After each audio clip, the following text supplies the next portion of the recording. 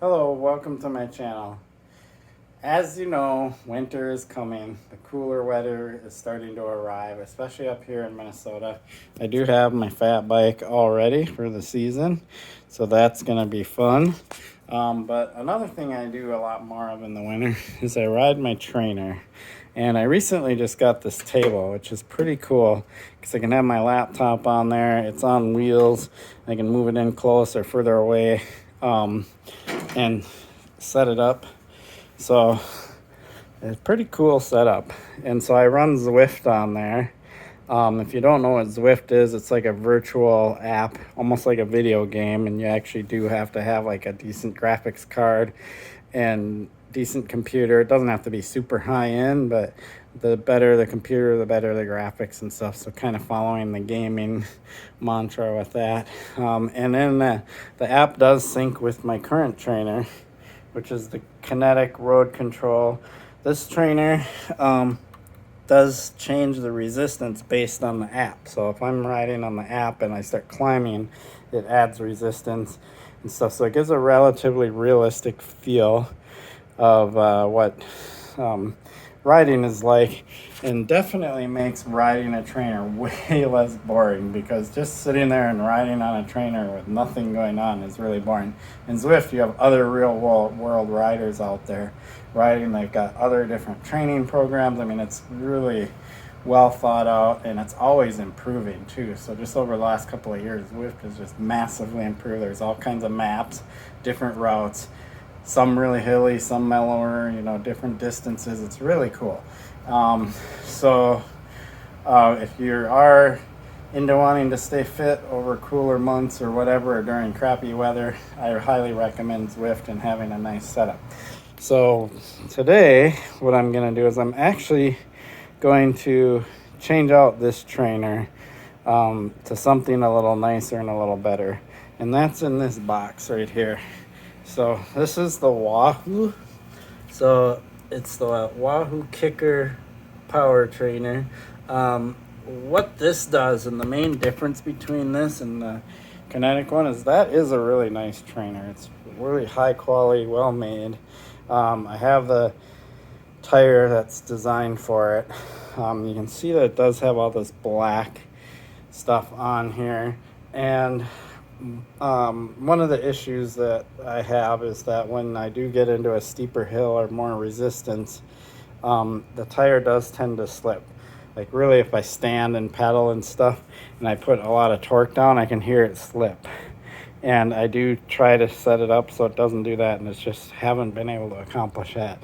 And as I get stronger, because I'm training more, I find out I make it slip more. So the idea behind this trainer is you literally take your rear wheel off and you put your chain onto the cassette, which is directly mounted to the trainer, so you don't have it directly driving to the trainer, and the resistance will be there, and there's no room for slippage. It's just all straight up direct drive, and will have a lot better feel. So let's go ahead and open this box and see what's inside and set this up. Okay, I got it out of that box, and now I have this box, and there it is. That's what it looks like. So you can see that you literally mount your chain right up to the cassette. So I'll go ahead and get it set up. In case you're wondering, there is a pretty significant price difference between these two. This one here, if I remember right, is around $350, $400. And this one, $1,200, so more than double. So this is a pretty nice unit. It also allows me to lean the bike where that one does not. So yeah, not cheap, but I will like this one a lot better. So I'm not going to complain about paying more money. Oh, that looks like a nice unit. Nice.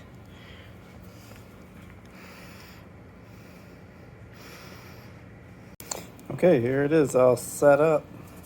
So as you can see, the bike drivetrain goes right to the trainer.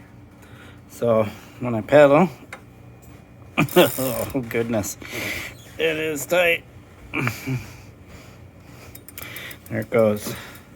And here's all the connectivity stuff and the status, and plugs in. And then the next thing will be to, well, first put some pedals on there and then sync it with Zwift and see how it works. Okay, the water heater is kind of loud. But so I actually have it synced with the app. It's synced really easily, so I can go in here and look at all the things that are paired. So you can see I'm connected to the trainer. I'm connected to my little cadence device, which is my Garmin thing on my crank arm, and then the trainer is controllable. So these are two things. I use my Garmin watch to do my heart rate, but since I'm not actually going to do a workout, I'm not going to set that up right now. But so if we say okay, and then I go back, you can see my rider sitting there, and I'll start the pedal here. So here I'm pedaling, and there my rider starts to go. So I'm in the app. This is a lot smoother than the other one. The other one was not this smooth. And so, yeah, this is pretty sweet. It's quieter, it's smoother, and the cool thing is I can lean. So if I stand up and pedal, the bike will actually lean, and there's some adjustments I can do to have it set up for me and how I want it to feel.